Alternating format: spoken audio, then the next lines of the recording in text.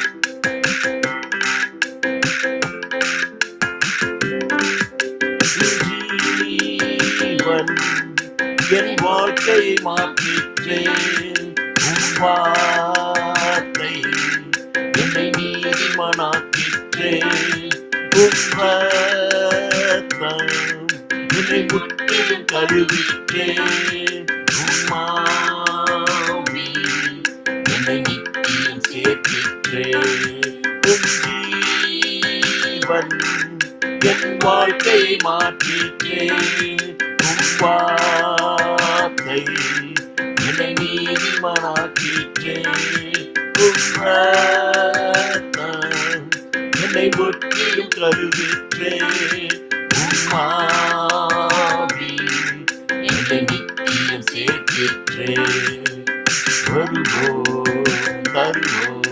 நம் வாழ்க்கையை இயேசுவுக்கே. ஜெயிப்போம் ஜெயிப்போம் அவர் வார்த்தையின் வல்லமையால். வருவோம் தருவோம் நம் நேரத்தை இயேசுவுக்கே. ஜெயிப்போம் ஜெயிப்போம் அவர் நாமத்தின் வல்லமையால்.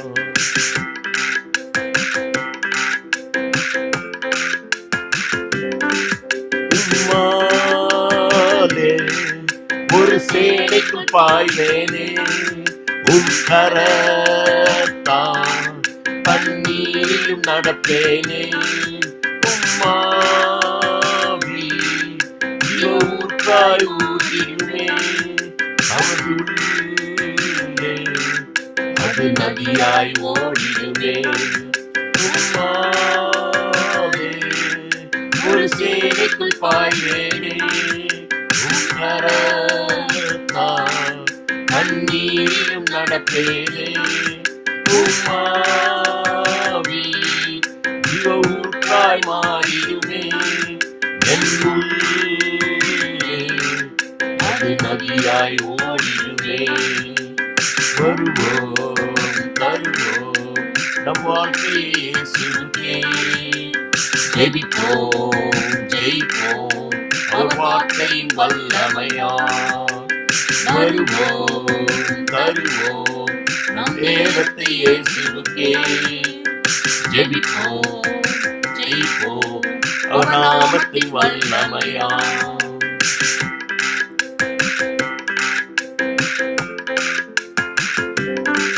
அந்த காலத்தில் என் வெளிச்சம் நீதானே, கொடும் நோயிலும் உன் கிருபை என்னை தாங்கும்.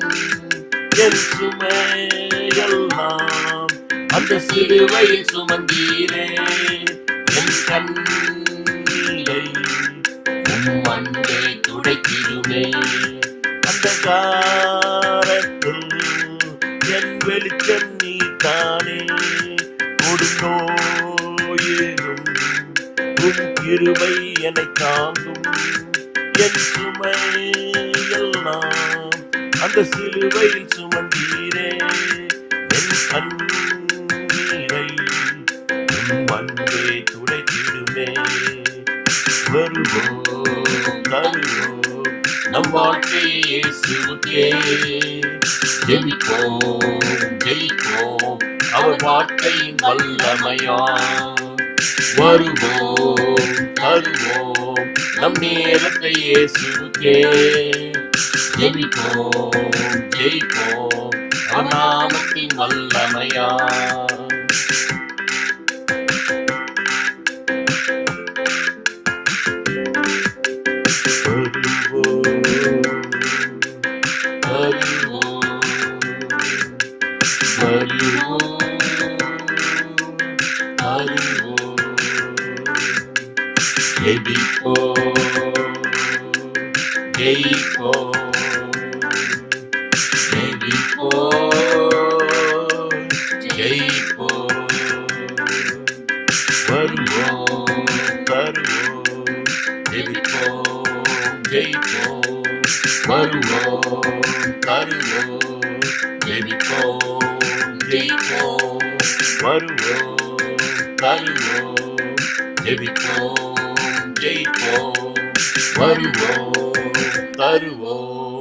ஜெயிப்போம் ஜெயிப்போம்.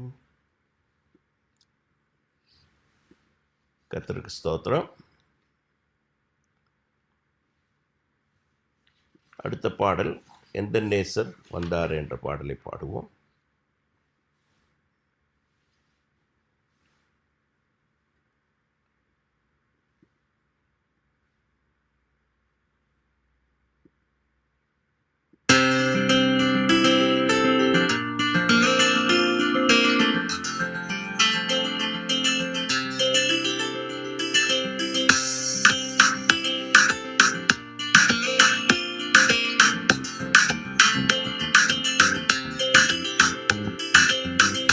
நேசர் வந்தாரே,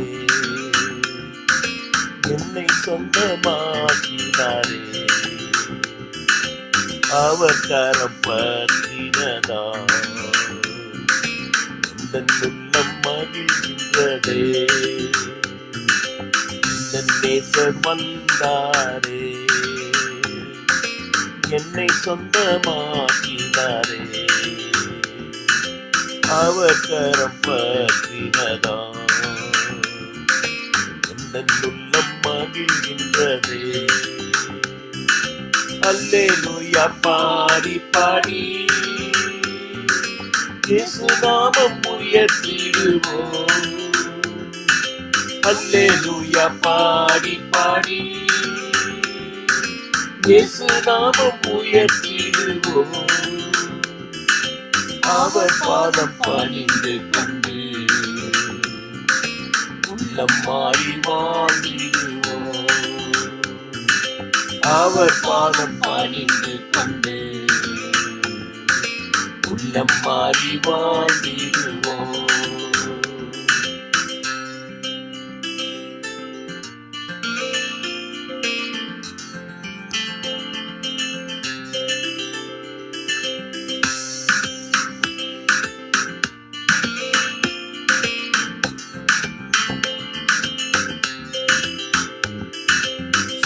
புயல் அடிக்கின்றதோ, வாழ்வா சாவா என்கிறதோ, வல்ல தேவன் இயேசு உண்டு. அவர் காற்றை அடக்கிடுவார். சோக புயல் அடிக்கின்றதோ, வாழ்வா சாவா என்கிறதோ, வல்ல தேவன் இயேசு உண்டு. அவர் காற்றை அடக்கிடுவார். அல்லேலூயா பாடி பாடி இயேசு நாமம் உயர்த்திடுவோம். அல்லேலூயா பாடி பாடி இயேசு நாமம் உயர்த்திடுவோம். அவர் பாதம் பணிந்து கொண்டு உள்ளம் மாறி வாழ்ந்திடுவோம். அவர் பாதம் பணிந்து கொண்டு உள்ளம் மாறி வாழ்ந்திடுவோம்.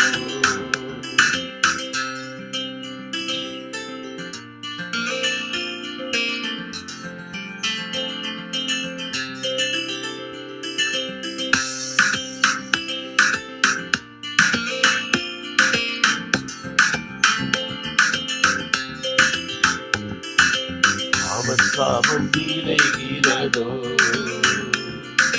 நோயால் வாடி தவிக்கின்றாயோ, ரத்தம் சிந்தி சுத்தம் செய்ய சிலுவை நாதரேசு வந்து. அவர் சாபம் விளைகிறதோ, நோயால் வாடி தவிக்கின்றாயோ, ரத்தம் சிந்தி சுத்தம் செய்ய சிலுவை நாதரேசு வந்து.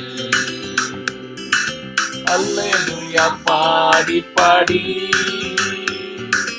இயேசு நாமம் உயர்த்திடுவோம். அல்லேலூயா பாடி பாடி இயேசு நாமம் உயர்த்திடுவோம். அவர் பாதம் பணிந்து கொண்டு உள்ளம் மாறி வாழ்ந்திடுவோம். அவர் பாதம் பணிந்து கொண்டு உள்ளம் மாறி வாழ்ந்திடுவோம்.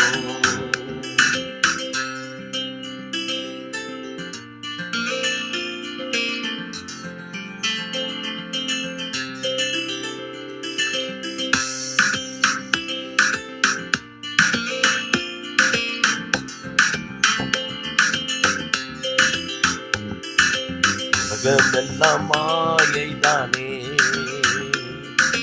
பாசமெல்லாம் வேஷம் அப்பா. நீதி செய்யும் இயேசுவை பார், அவர் வந்தால் ஜீவன் அப்பா.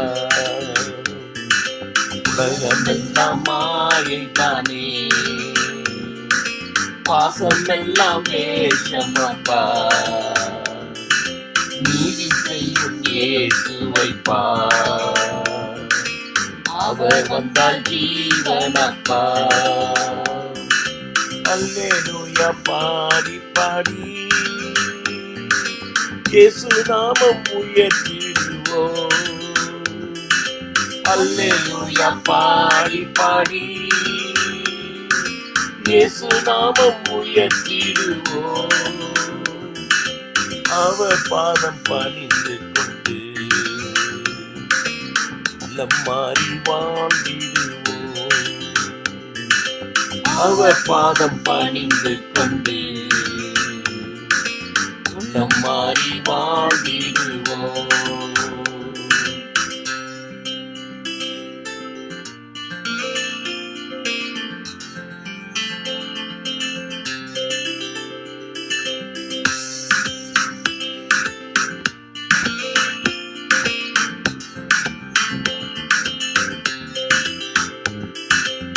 உண்மையின் காலம்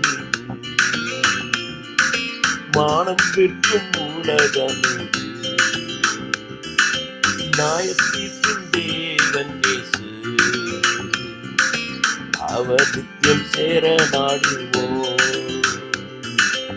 உண்மையின் காலம் இது, மானம் விற்கும் உலகம் இது, நியாயத்தீர்ப்பின் தேவன் இயேசு, அவர் நித்தியம் சேர நாடுவோம். அல்லேலூயா பாடி பாடி இயேசு நாமம் உயர்த்திடுவோம். அல்லேலூயா பாடி பாடி இயேசு நாமம் உயர்த்திடுவோம். அவர் பாதம் பணிந்து கொண்டு உள்ளம் மாறி வாழ்ந்திடுவோம். அவர் பாதம் பணிந்து கொண்டு உள்ளம் மாறி வாழ்ந்திடுவோம். அல்லேலூயா. கர்த்தருக்கு ஸ்தோத்திரம். இப்பொழுது நம்முடைய வேத புஸ்தகத்தை நாம் எடுத்துக்கொள்வோம். இன்றைக்கு நாம் தானியேலின் புஸ்தகம்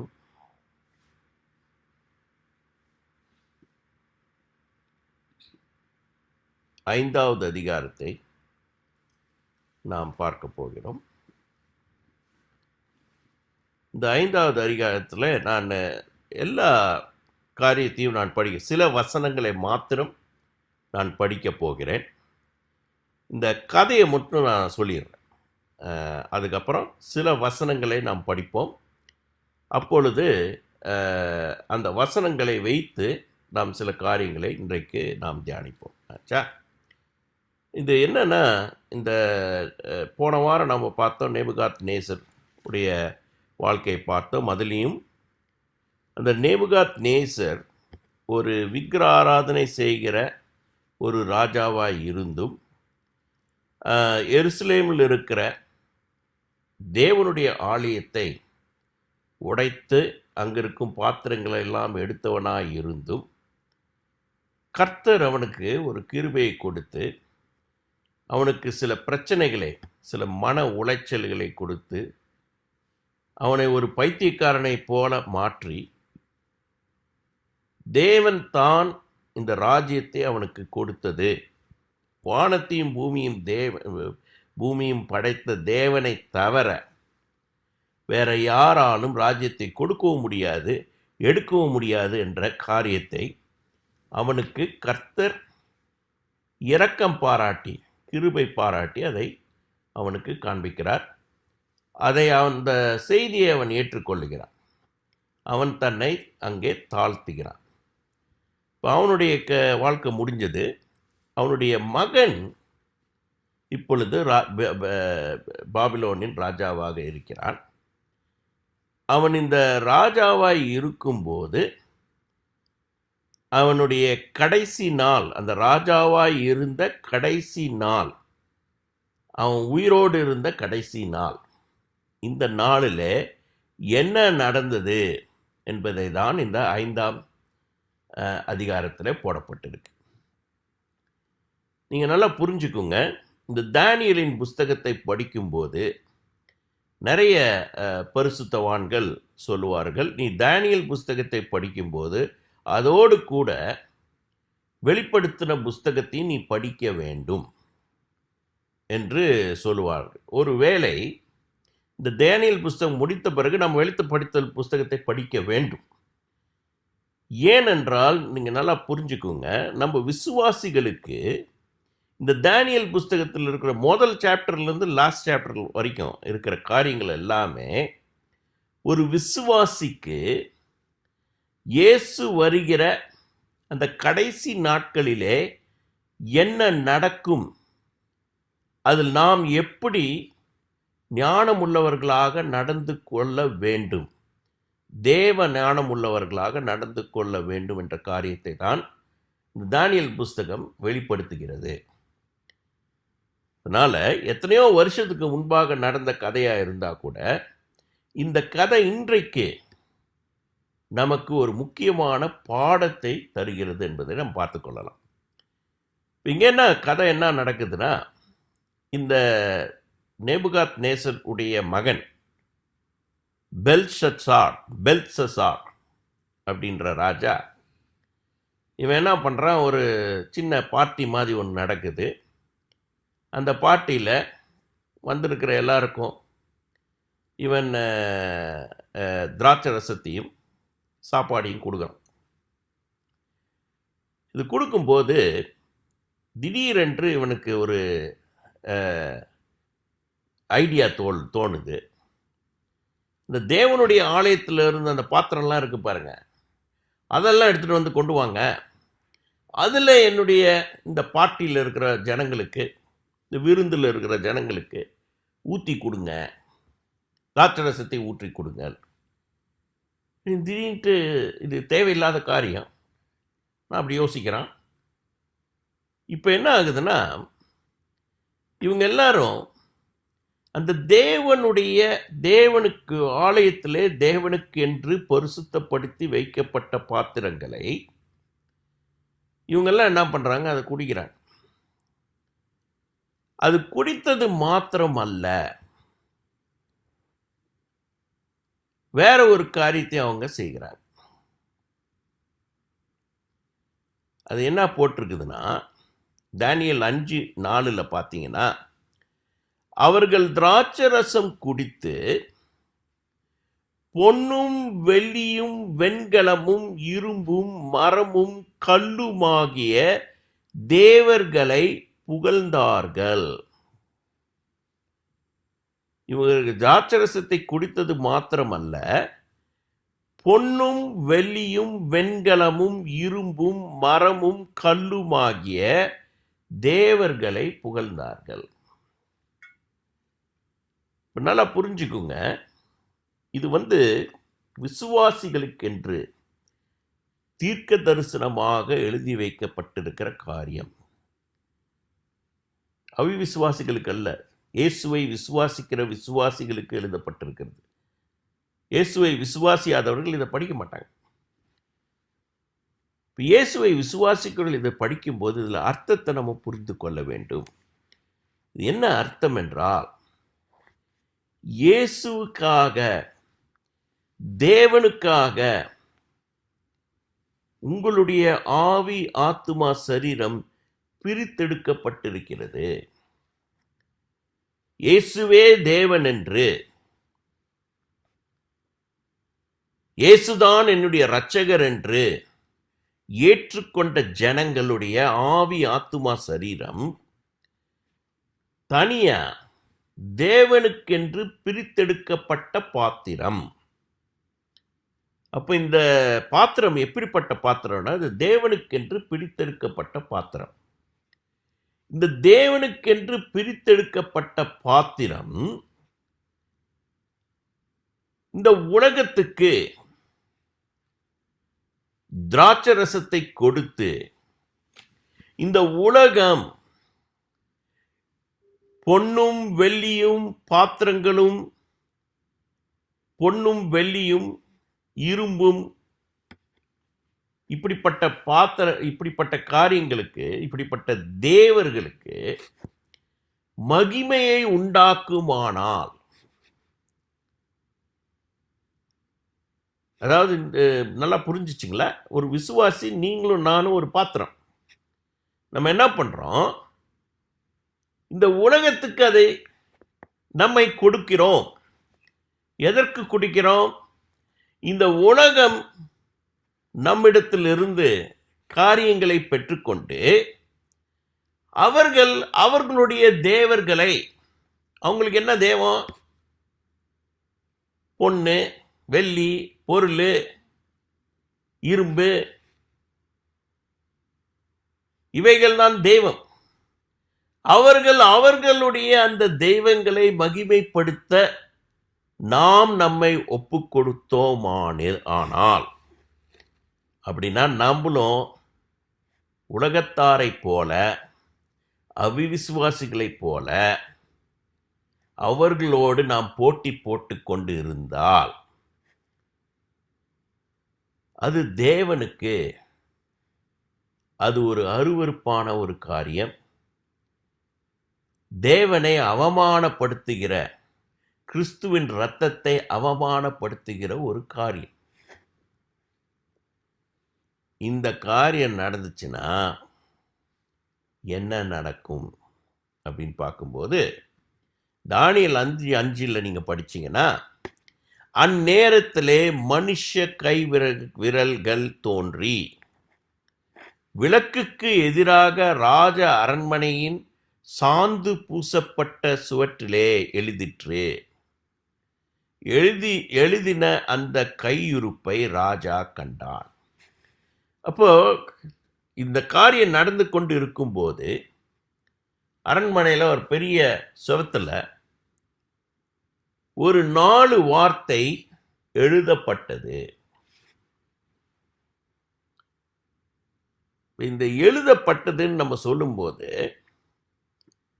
நல்லா புரிஞ்சுக்குங்க. இந்த வெளிப்படுத்தல் விசேஷத்தில், புஸ்தகத்தில் போடப்பட்டிருக்கும், புஸ்தகங்கள் திறக்கப்பட்டது. கடைசியில் நியாய தீர்ப்பு வரும்போது புஸ்தகங்கள் திறக்கப்பட்டது, ஜீவ புஸ்தகம் திறக்கப்பட்டது, வேறு புஸ்தகங்களும் திறக்கப்பட்டது. இந்த ஜீவ புஸ்தகத்தில் எழுதப்பட்டாது இருக்கிற எல்லாரும் நரகத்திலே தள்ளப்பட்டார்கள் போட்டிருக்கும். நம்ம நல்லா புரிஞ்சுக்கணும். எப்படி இந்த உலகத்தில் புஸ்தகத்தில் இந்த உலகத்து நியாயாதிபதிகள் நம்ம என்ன தப்பு பண்ணோம், நல்லது பண்ணோன்னு எழுதி அதை நடைமுறைக்கு கொண்டு வராங்களோ, அதை போல கர்த்தர், வானத்தையும் பூமியும் படைத்த தேவன், நம்முடைய வாழ்க்கையில் நம்ம செய்கிற ஒவ்வொரு காரியத்தையும் அங்கே எழுதிட்டு இருக்கிறார். இவன் நல்லது செஞ்சானா, இவன் தப்பு செஞ்சானான்னு எழுதிட்டு இருக்கிறார். இன்னொரு காரியத்தை எழுதிட்டு இருக்கிறார். இவன் இயேசுவை உண்மையாக விசுவாசித்தானா, இயேசுவை உண்மையாக விசுவாசித்தவர்களுடைய பெயர்கள் எல்லாம் ஜீவ புஸ்தகத்தில் எழுதப்பட்டிருக்கிறது. இந்த ஜீவ புஸ்தகத்தில் எழுதப்பட்டிருக்கிற அந்த பெயர் நம்ம பேர் அங்கே இருந்துச்சுன்னா நமக்கு பிரச்சனை இல்லை.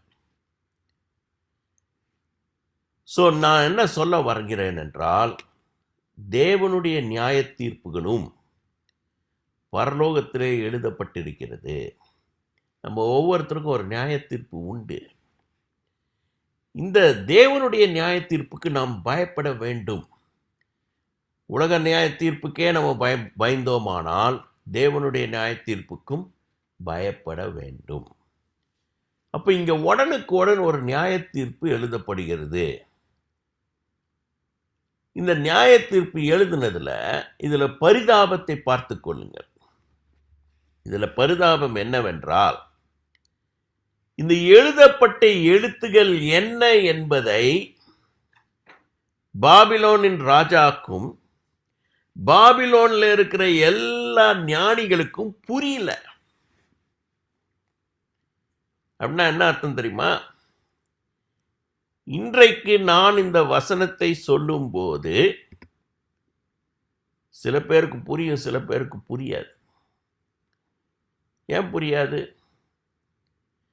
தேவனுடைய வார்த்தையை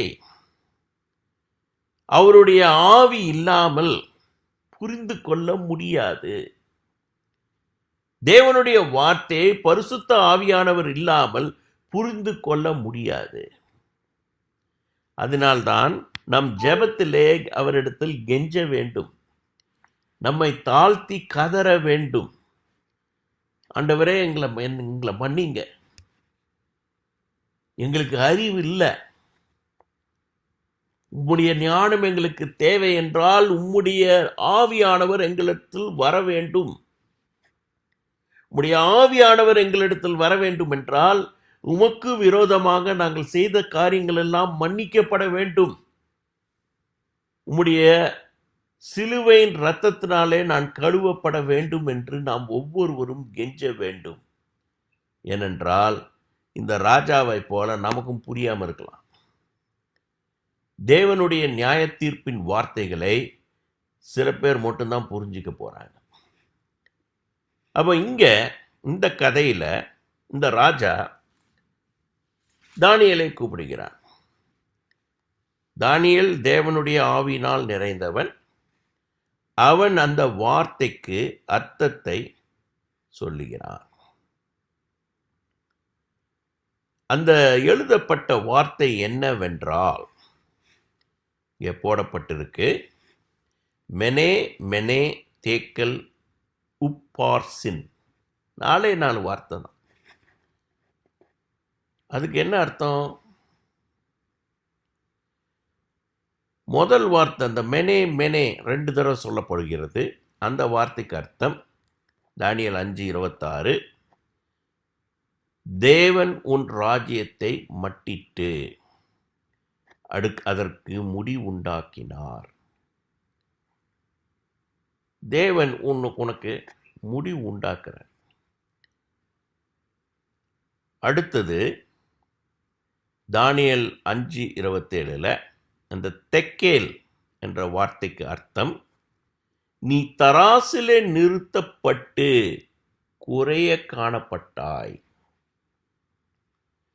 மூன்றாவது பேரேஸ் என்ற வார்த்தைக்கு அர்த்தம் உன் ராஜ்யம் பிரிக்கப்பட்டு மேதியருக்கும் பெர்சியருக்கும் கொடுக்கப்பட்டது. தேவனுடைய நியாயத்திற்கு ரொம்ப சிம்பிள். உனக்கு முடிவு வந்துருச்சு, நீ குறைவாய் காணப்படுகிறாய், அதனால் உனக்கு இருக்கிறது இன்னொருத்தனுக்கு கொடுக்கப்படும். இவ்வளோதான். இப்போ இந்த காரியத்தை தானியேல் சொன்ன அந்த ராத்திரியிலேயே பாபிலோனின் ராஜா கொலை செய்யப்படுகிறான். அவனுடைய ராஜ்யம் இன்னொருத்தருக்கு கொடுக்கப்படுகிறது. இதுதான் இந்த கதை. அப்போ இந்த கதையில் நாம் புரிந்து கொள்ள வேண்டியதென்றால், தேவனால் தெரிந்து கொண்ட பாத்திரமாகிய நாம் ஒவ்வொருவரும் தேவனுக்கென்று, தேவனுடைய ராஜ்யத்துக்கென்று, தேவனுடைய ஆலயத்திலே ஊழியம் செய்வதற்காக, தேவனுடைய ராஜ்யத்திலே வேலை செய்வதற்காக நாம் பிரித்தெடுக்கப்பட்டிருக்கிறோம். போன வாரம் ஜோதி ஒரு வார்த்தை எனக்கு சொன்னான். இயேசு நம்முடைய வாழ்க்கையில் வந்த பிறகுதான், அப்படி கூட சொல்லக்கூடாது, இயேசு என்னுடைய வாழ்க்கையில் வந்த பிறகுதான் இந்த வாழ்க்கையின் அர்த்தம் எனக்கு புரிந்தது. நல்லா புரிஞ்சுக்குங்க. இந்த வாழ்க்கை இருக்கு பாருங்க, நிறைய பேருக்கு அது ரொம்ப சந்தோஷத்தை கொடுக்குற மாதிரி இருக்கும் ஸ்டார்டிங்கில். போக போக இது ஒரு கடினமான வாழ்க்கை. ஒரு ரொம்ப சவால்களை எதிர்க்க வேண்டிய வாழ்க்கை. நான் என்னுடைய சொந்த வாழ்க்கையை நான் நினைத்து பார்க்கிறேன். ஒவ்வொரு முறையும் நெருக்கமும், ஒவ்வொரு முறையும் சவால்களும், ஒவ்வொரு முறையும் துக்கமும் நிறைந்த ஒரு வாழ்க்கை. என் வாழ்க்கையை பார்த்துட்டு இன்னொரு என்னுடைய நண்பர்களுடைய வாழ்க்கையை பார்க்கும்போது அதே கதை தான். இந்த வாழ்க்கை ஒரு கடினமான வாழ்க்கை. இதை நான் ஏன் வாழ வேண்டும் என்ற அர்த்தம் தெரியாமல் அநேகர் வாழ்ந்து கொண்டிருக்கிறார்கள். அநேகர் தங்களுடைய வாழ்க்கையை பாழாக்கி கொண்டிருக்கிறார்கள். நேற்று காலையில் நான் ஒரு பேப்பர் படித்துட்டு இருந்தேன். பெங்களூரில் பெரிய ஒரு சாஃப்ட்வேர் இன்ஜினியர், அவன் மீட்டிங்க்கு போனான். மீட்டிங் அட்டென்ட் பண்ண முடிந்த பிறகு அவன் தன் தகப்பனுக்கு ஒரு கடிதத்தை எழுதுகிறான். அப்பா, நீங்க எதிர்பார்த்த மாதிரி நான் பெரிய ஆள் இல்லை. நல்லா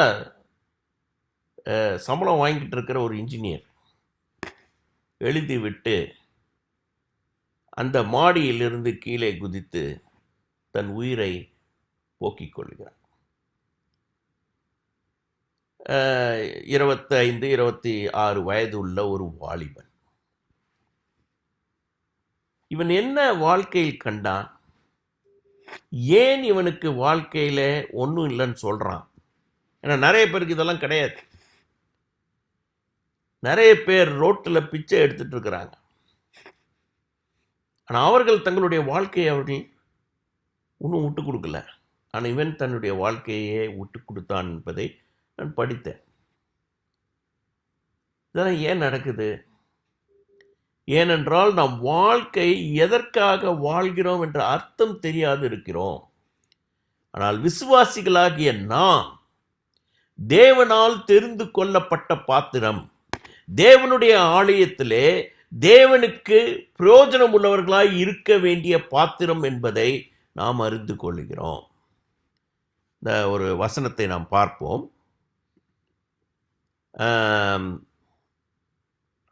நீங்கள் அப்போஸ்தலர் 9வது அதிகாரத்தை பார்த்தீர்களானால், அப்போஸ்தலர் புஸ்தகம் 9வது அதிகாரம்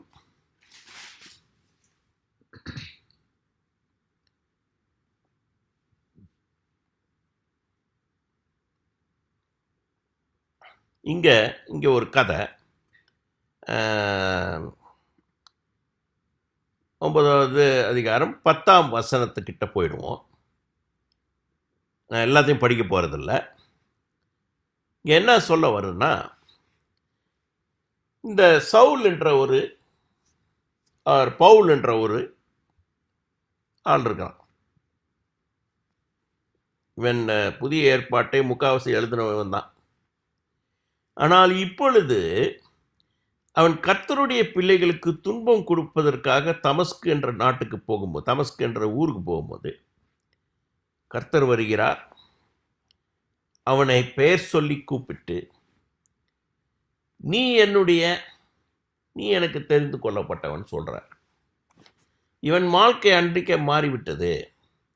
ஆனால் இவனுக்கு ஞானஸ்தானம் கொடுப்பதற்கு சபையிலிருந்து ஒரு பரிசுத்தவான் தேவை. அவர் தான் அனனியா. இந்த அனனியா ஜெபம் பண்ணிட்டு இருக்கும்போது கர்த்தர் சொல்றாரு, அனனியா, நீ போய் இந்த பவுல் என்ற மனுஷனை சந்தித்து அவனுக்கு நீ ஞானஸ்தானம் கொடுக்குறன்றார். அனனியா நடுங்கி போயிடுறான். என்ன ஆண்டவரே சொல்றீங்க? நம்ம சபையை துன்படுத்தினவன் அவனுக்கு ரொம்ப மோசமானவையா? அவன் சரியான கெட்டவன், நம்ம எல்லாம் கொன்று போடுகிறவன், இவனுக்கு நாங்கள் ஞானஸ்தானம் கொடுக்க வேண்டுமா என்று சொல்லும் போது கர்த்தர் என்ன சொன்னார்?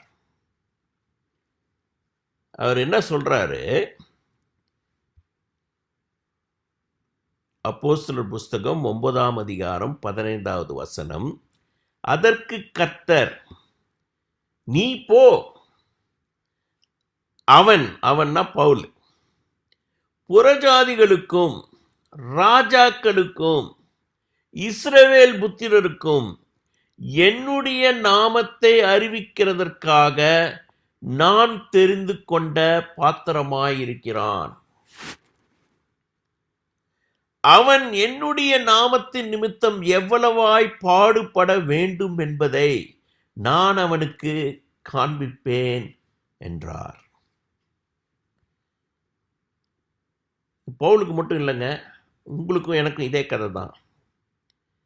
அவருடைய நாமத்தை புறஜாதிகளுக்கும் ராஜாக்களுக்கும் இஸ்ரவேல் புத்திரருக்கும் இன்றைக்கு நம்ம அறிவிக்கிறதுக்காக பிறந்திருக்கிறோம். அவரால் தெரிந்து கொள்ளப்பட்ட பாத்திரங்கள். அதனால பாடுபட போறோம். கஷ்டம் வரப்போகுது. ஆனா எதுக்காக வருது தெரியுமா? அவர் நாமத்தின் நிமித்தம். அவர் நாமத்தின் நிமித்தம் நம்ம பாடுபடும் போது அந்த பாடு ஒன்றும் இல்லாமல் இருக்கும். நீங்கள் நல்லா புரிஞ்சு கொள்ள வேண்டியது என்னவென்றால், உங்களுடைய வாழ்க்கையில் பிரச்சனைகள் வந்தால், பாடுகள் வந்தால், ஒன்று நான் யோசிப்பேன், என் கர்த்தரும் பாடுபட்டிருக்கிறார், என்னை ரட்சித்த ராஜாவும் பாடுபட்டிருக்கிறார், அவருக்கு எல்லாம் வந்திருக்குது. இப்போ அவர் என் பாடுகளை சுமப்பார் அப்படிங்க யோசித்த மாத்திரத்தில் உங்கள் பாடுகளை அவர் சுமப்பார். ஆனால் நாம் அவருடைய தெரிந்து கொள்ளப்பட்ட பாத்திரங்கள். நாம் தெரிந்து கொள்ளப்பட்ட பாத்திரங்களாய் இருப்பதினாலே நாம் தேவனுக்கு என்று எதனா செய்ய முடியுமோ செய்யுங்க. அது சின்ன காரியமாக இருக்கலாம், பெரிய காரியமாக இருக்கலாம். நான் சொல்கிறேன், உங்களுடைய வாழ்க்கை மாறப்போகிறது. என்னுடைய வாழ்க்கைக்கு அர்த்தம் புரியவில்லை. 22 வயதில் நான் நல்ல ஞாபகம் இருக்கு, அர்த்தம் இல்லாமல் பெங்களூருக்கு வரேன். சபையிலே உட்கார்ந்து இருக்கிறேன். ஒரு காரியத்தினாலே, ஒரு சூழ்நிலையினாலே, வேறு வழி இல்லாமல், தேவனே இல்லை என்று சொன்ன நான் ஒரு சபையில உட்கார்ந்து இருக்கிறேன். இயேசு என்னிடத்தில் பேசினார். பேசின பிறகு அந்த நாளில் இருந்து என்னுடைய வாழ்க்கை மாறிற்று. வாழ்றதுக்கு அர்த்தம் புரிஞ்சுதுங்க. இன்னைக்கு 50 வயசு ஆயிடுச்சு. வாழ்க்கைக்கு அர்த்தம் புரிஞ்சிருச்சு. ஒண்ணு போனா அவரிடத்தில் போய் சேருவோம், இல்லை என்றால் இந்த உலகத்தில் அவருடைய நாமத்தை அறிவிப்போம். இவ்வளவுதான் நமக்கு வேலை.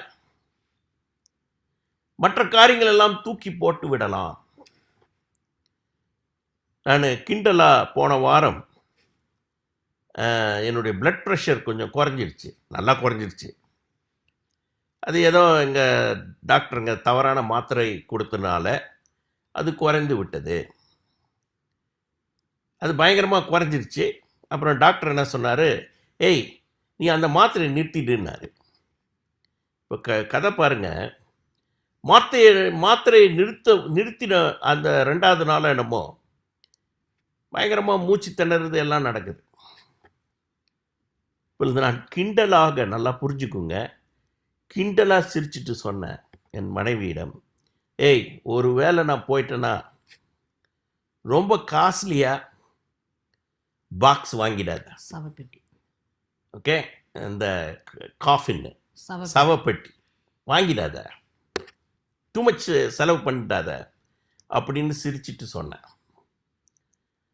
அவளும் சிரித்து கொண்டு சொன்னால், நான் ஏன் அப்படி வேஸ்ட் பண்ண போறேன்? போன சரீரத்தில், உயிர் போன சரீரத்துக்கு என்ன பிரயோஜனம்? இதை நாம் சிரித்து கொண்டு எப்படி சொல்ல முடியும் என்றால், நாம் விசுவாசிகள். ஏன்னா எங்க போறோம் நமக்கு தெரியுங்க. போன ஆண்டவரிடத்தில் போறோம். ஆண்டவரிடத்தில் இளைப்பாறுதல் உண்டு. நம்ம இப்ப ஜெபம் பண்ணும்போது, இப்ப பாட்டு பாடும்போது, யாராவது ஒருத்தவங்க சொல்லுங்க இளைப்பாறுதல் இல்லைன்னு சொல்லுங்க பார்க்கலாம். நம்ம ஆண்டவரிடத்தில் இளைப்பாறுதல் உண்டு. நம்ம ஆண்டவர்கிட்ட போனா பாட்டு பாடிட்டு சந்தோஷமா இருக்க போறோம். இது எப்படின்னா சாப்பிடணும், எந்த மாத்திரையை நிறுத்தணும், எந்த டாக்டர் கிட்ட போகணுன்ற அவசியம் நமக்கு கிடையாது. ஆண்டவர் நம்ம ஏன் இங்கே வைத்திருக்கிறார்?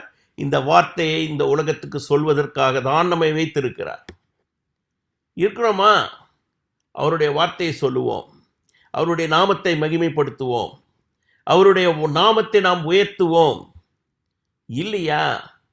அவருடைய சமூகத்தில், அவருடைய ஆலயத்தில் நாம் பாத்திரமாக இருப்போம்.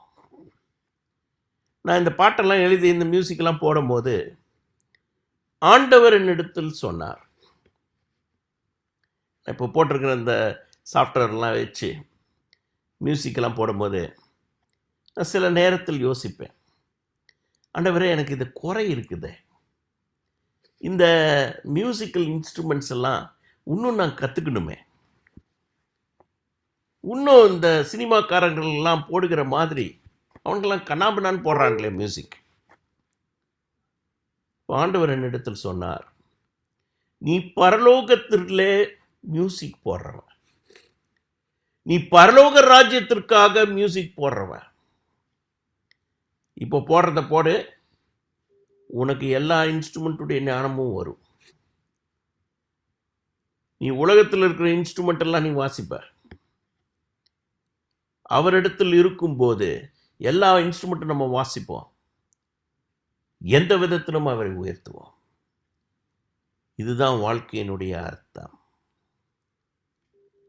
அப்ப இந்த பவுல் எல்லாரையும் விசுவாசிகளை உடைத்து கொண்டு இருந்தவன் திடீரென்று விசுவாச வைராக்கியம் கொள்கிறான். அவன் எழுதுறாங்க, நீங்க இந்த 2 தீமோத்தேயு 2ஆம் அதிகாரத்தை நீங்கள் பார்த்தீர்களானால், இதே பவுல் விசுவாசிகளை கொடுமைப்படுத்தின பவுல் எழுதுறான் பாருங்க. எழுதுறான் 15வது வசனத்துல தீமோத்தேயுக்கு எழுதுறான், நீ வெட்கப்படாத ஊழியக்காரனாயும் சத்திய வசனத்தை நிதானமாய் பகிர்ந்து போதிக்கிறவனாயும் உன்னை தேவனுக்கு முன்பாக உத்தமனாக நிறுத்தும்படி ஜாக்கிரதையாயிரு. சீர்கேடான வீண் பேச்சுகளுக்கு விலக்கியிரு. அவைகளால் கள்ள போதகர்களான அவர்கள் அதிக அவபக்தி உள்ளவர்கள் ஆவார்கள். அவர்களுடைய வார்த்தை அரிப்பிளவை போல படரும். இமெனேயும் பிலேத்தும் அப்படிப்பட்டவர்கள். அவர்கள் சத்தியத்தை விட்டு விலகி உயிர்த்தெழுதல் நடந்தாயிற்று என்று சொல்லி சிலருடைய விசுவாசத்தை கவிழ்த்து போடுகிறார்கள். ஆகிலும் தேவனுடைய உறுதியான அஸ்திபாரம் நிலைத்திருக்கிறது. கர்த்தர் தம்முடையவர்களை அறிவார் என்பதும், கிறிஸ்துவின் நாமத்தை சொல்லுகிற எவனும் அநியாயத்தை விட்டு விலக கடவன் என்பதும் அதற்கு முத்திரையாயிருக்கிறது. ஒரு பெரிய வீட்டிலே பொன்னும் வெள்ளியுமான பாத்திரங்களும் அல்லாமல் மரமும் மண்ணுமான பாத்திரங்களும் உண்டு. அவைகளில் சில கனத்திற்கும் சில கனவீனத்திற்கும் ஆனவைகள். ஆகையால் ஒருவன் இவைகளை விட்டு தன்னை சுத்திகரித்து கொண்டால் அவன் பரிசுத்தமாக்கப்பட்டதும் எஜமானுக்கு உபயோகமுமானதான எந்த நற்கிரியைக்கும் ஆயத்தமாக்கப்பட்டதுமான கனத்துக்குரிய பாத்திரமாய் இருப்பான். நாம் கனத்துக்குரிய பாத்திரமாக நம் தேவனுக்கு இருக்க வேண்டுமா, இல்ல கனவீனத்துக்கு உள்ள பாத்திரமாக இருக்க வேண்டுமா என்றதை முடிவு செய்து கொள்ள வேண்டும். நாம் கனத்துக்குரிய பாத்திரமாக இருக்க வேண்டுமானால், நம்முடைய எஜமானாகிய இயேசுவுக்கு பிரயோஜனம் உள்ள பாத்திரமாக நாம் இருக்க வேண்டுமானால் நம்ம என்ன செய்யணும்? நம்மை அவருடைய இரத்தத்தினால் சுத்திகரித்துக் கொண்டு, அவருடைய வார்த்தையினால், அவருடைய ஆவியினால் பரிசுத்தமாக்கி கொண்டு நாம அவருக்காக ஜீவிக்கணுங்க. இந்த வாழ்க்கையின் அர்த்தமே நாம் இயேசுவுக்கு ஜீவிக்கும் போதுதான் அதன் உண்மையான அர்த்தம் நம்முடைய வாழ்க்கைக்கு வருகிறது. இல்லாட்டிக்கு வாழ்க்கைன்றத வேஸ்ட், ஒன்றுக்கும் பிரயோஜனம் கிடையாது. என்னுடைய ஃப்ரெண்டு சொல்லுவான், இன்னைக்கு சாப்பிட்றோம் நாளைக்கு சாப்பிட்றோம், அவ்வளோதான், வேறடா வாழ்க்கை இருக்கு. நீங்கள் இந்த உலகத்தை, இயேசு சொல்லுகிறார், நீங்கள் உலகம் முழுவதையும் ஆதாயப்படுத்திக் கொள்ளுங்கள், பெரிய அமெரிக்க பிரசிடென்ட் ஆயிடுங்க, எல்லாத்தையும் ஆதாயப்படுத்திக் கொள்ளுங்கள். உங்களுடைய ஆத்துமாவை நீங்கள் நஷ்டப்படுத்தினால் அதற்கு என்ன லாபம்? நம்ம போய் பரலோக ராஜ்யத்திலே இயேசுவை பார்த்து கொண்டு, இயேசு உன்னுடைய பெயர் ஜீவ புஸ்தகத்தில் இல்லப்பான்னு சொல்லும்போது, நான் உலகத்தையே ஆண்டவன், நான் ஜனாதிபதியாய் இருந்தவன் சொல்ல முடியுங்களா? வெறும் வேஸ்ட் தானே. அப்படிப்பட்ட வாழ்க்கை நமக்கு அவசியம் இல்லை. அதனால் சகோதர சகோதரிகளே, இன்றைக்கு நான் தாழ்மையாக சொல்லுகிறேன், நம்முடைய வாழ்க்கையை முழுவதுமாக நாம் இயேசுவுக்கு அர்ப்பணித்து, இயேசு அதை பிரயோஜனம் உள்ளதாய் மாற்றுவதற்கு நம்மை தாழ்த்தி ஒப்பு கொடுக்க வேண்டும்.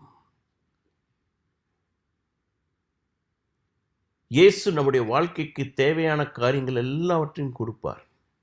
சொல்றாரு, நீங்க 2 குருவி விற்கிறீங்கள, அந்த விற்கிறான்லாம் ஒருத்தன் குருவியை பிடிச்சி கூண்டில் அடைச்சி நம்ம வீட்டில் சும்மா அப்படி ஜாலியாக இது டெக்கரேஷனாக இருக்கிறது விற்கிறான்ல, அந்த 2 குருவிகளும், அந்த 2 குருவிகளுக்கும் தேவன் அக்கறை உள்ளவராக இருக்கிறார். அதனுடைய ஜீவனுக்கு அவர் தான் அக்கறை உள்ளவராக இருக்கிறார். நம்ம சும்மா கூண்டில் போட்டு அழகு பார்ப்போம், ஆனால் தேவன் அதனுடைய ஜீவனுக்கு உத்தரவாதம் உள்ளவராக இருக்கிறார். நான் என்னுடைய மகன் படிக்கிற பயாலஜியை படிக்கிறதுக்கு கொஞ்சம் நாள் அவனோடு கூட உட்கார்ந்தேன். எவ்வளவு விதவிதமான ஜீவன்கள், அது வாழ்வதற்கு, அது உயிரோடு இருப்பதற்கு, அது சாப்பிட்றதுக்கு, நீ எத்தனை விதவிதமான காரியங்களை தேவன் வைத்திருக்கிறார். அதே மாதிரி தான் நமக்கு வைத்திருக்கிறார். இயேசு சொல்லுகிறார், உங்களுடைய முடி ஒன்னொன்னு எண்ணப்பட்டிருக்கிறதையா, கவலைப்படாதீங்க. அதனால் நம் வாழ்க்கையிலே நமக்கு தேவையான காரியத்தை இயேசு கொடுப்பார். ஆனால் நம்முடைய வாழ்க்கை எதற்கென்று அமைத்து கொள்ள வேண்டும் என்றால்,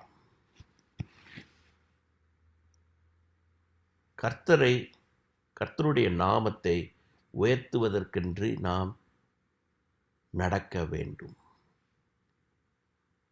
தீமோத்தேயுவுக்கு பவுல் அப்போஸ்தலர் 2 தீமோத்தி 2:22 எழுதும்போது, அன்றியும் பாலியத்துக்குரிய இச்சைகளுக்கு நீ விலகியோடி சுத்த இருதயத்தோடு கர்த்தரை தொழுது கொள்ளுகிறவர்களுடனே நீதியையும் விசுவாசத்தையும் அன்பையும் சமாதானத்தையும் அடையும்படி நாடு.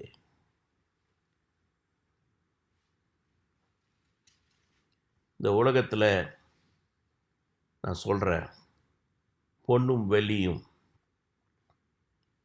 மரமும் கல்லும் இரும்பும்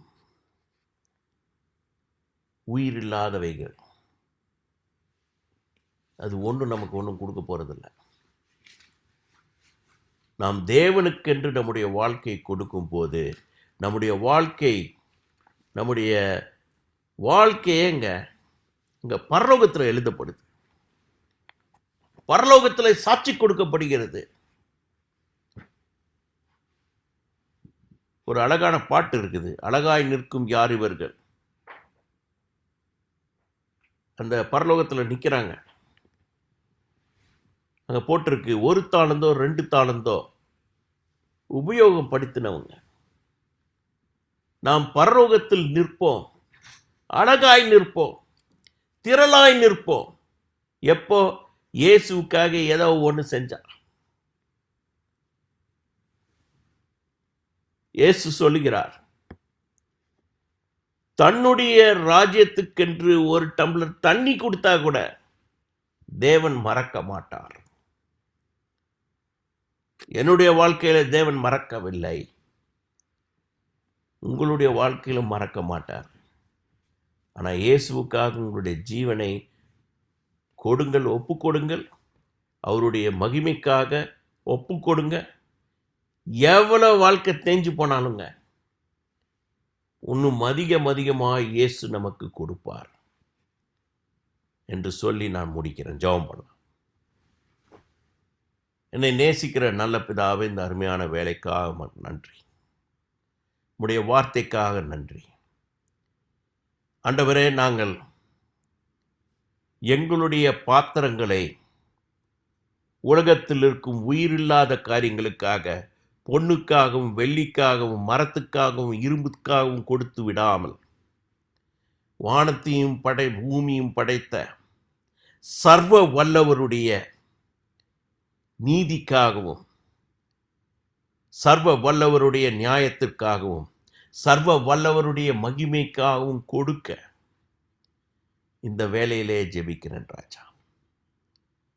இந்த வார்த்தையை கேட்கிற ஒவ்வொருவரும், இந்த வார்த்தையை யூடியூப்ல கேட்கிற ஒவ்வொருவரும் இந்த சத்தியத்தை புரிந்து கொண்டு தங்களுடைய வாழ்க்கையில இன்னொரு முறை நான் இயேசுவுக்காக வாழ்வேன், நான் என் தேவனுக்காக வாழ்வேன் என்று வைராக்கிய வாஞ்சை உள்ளவர்களாக நீ மாற்ற வேண்டுமாய் ஜெபிக்கிறேன்.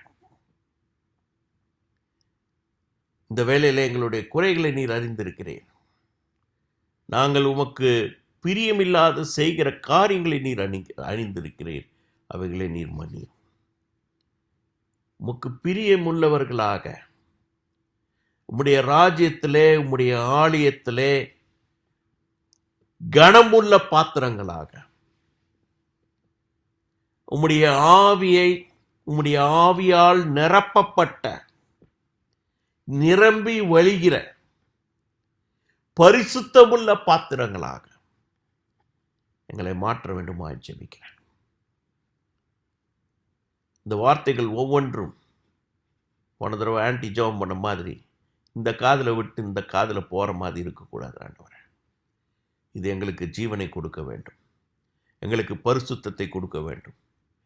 எங்களுடைய வாழ்க்கையில் உம்முடைய நீதி நிறைவேற வேண்டும். எங்களுடைய வாழ்க்கையில் நீர் என்னென்ன காரியங்களை நிர்ணயித்திருக்கிறீரோ அவைகள் எல்லாம் நிறைவேறி தீர வேண்டும். பிறகு முழு நம்பிக்கையோடு, முழு மகிமையோடு உம்முடைய ராஜ்யத்துக்கு நாங்கள் வந்து சேர வேண்டும். உம்முடைய பரிசுத்த ஸ்தலத்தில் நாங்கள் அழகாய் நிற்கிறவர்களாக, திரளாய் நிற்கிறவர்களாக மாற வேண்டும். நீர் கிரியை செய்யும், நீர் பலப்படுத்தும், நீர் ஆசீர்வதியும். எங்கள் குறைகள் எல்லாவற்றையும் நீர் நீக்கி போடும். உம்முடைய நாமமே மகிமைப்படட்டும். இயேசு நாமத்தில் வேண்டிக் கொள்கிறேன் ஜீவனுள்ள நல்ல பிதாவே, ஆமென். எல்லாருக்கும் நன்றி. அடுத்த வாரம் நாம் பார்ப்போம்.